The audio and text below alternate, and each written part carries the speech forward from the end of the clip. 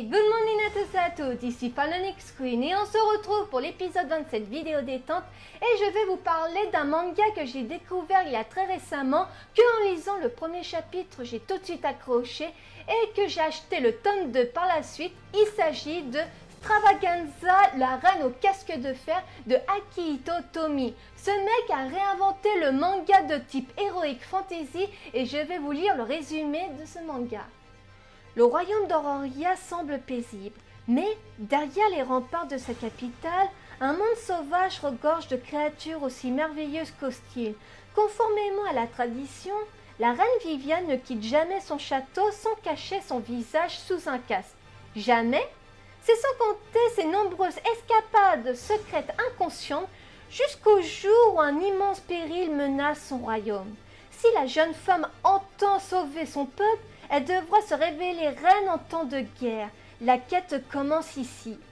Comme je vous l'ai dit au début de ma vidéo, j'ai tout de suite accroché au manga car putain les dessins sont beaux et super bien détaillés, que ça dans la forêt, les montagnes et le royaume. Putain, ça m'a vendu du rêve! Et que surtout le héros principal du manga, c'est une reine. Viviane, elle est trop badass.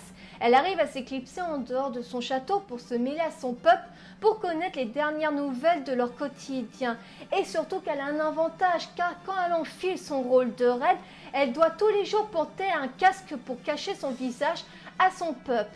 Et quand elle ne porte pas un casque, elle se mêle à son peuple, elle est Claria, une simple paysanne qui traîne en ville. Et Viviane, c'est pas une reine de chochotte. Elle sait se battre, elle sait utiliser son cerveau, elle a beaucoup de cœur, elle est rigolote, elle est courageuse. En gros, c'est une reine, on s'y attache beaucoup. Mais c'est aussi une reine qui a des couilles, cousin, car dans le tome 2, on la voit affronter un monstre qui fait 5 fois sa taille, et je dirais que la scène de combat était épique.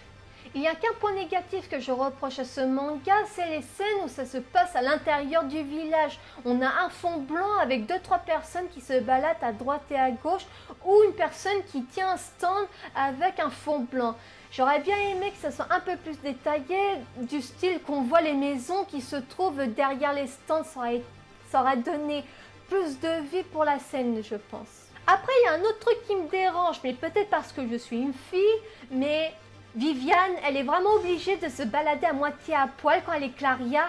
Je ne pense pas qu'à cette époque, les filles se baladaient comme ça. Mais bon, si Viviane veut se faire passer pour une fille du village, je veux bien, mais pas comme ça, voyons. Et regardez-moi les dessins de la couverture tome 1 et 2 de Stravaganza. Regardez-moi ces couleurs, ces effets d'ombre, le décor qu'il y a au fond. C'est super méga trop badass, de la mort qui tue. Un truc qui est intéressant, c'est qu'à la fin du manga, on peut lire la vie de Akihito Tomy, qu'on apprend qu'il dessine depuis qu'il est enfant et qui a envoyé ses premières planches à des concours, mais sans qu'il passe au jury. Il pense alors qu'être mangaka n'est pas sa voie et décide alors de se reconvertir à l'architecture.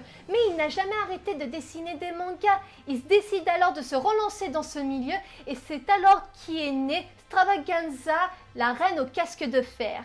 On va s'arrêter ici pour cette vidéo, j'espère qu'elle vous aura plu et convaincu d'aller acheter le tome 1 et 2 de Stravaganza, la reine au casque de fer.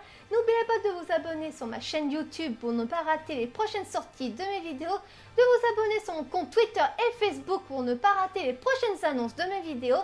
Je vous souhaite une bonne journée ou une bonne soirée selon l'heure où vous regardez ma vidéo. Big kiss à tous et à toutes, bye bye.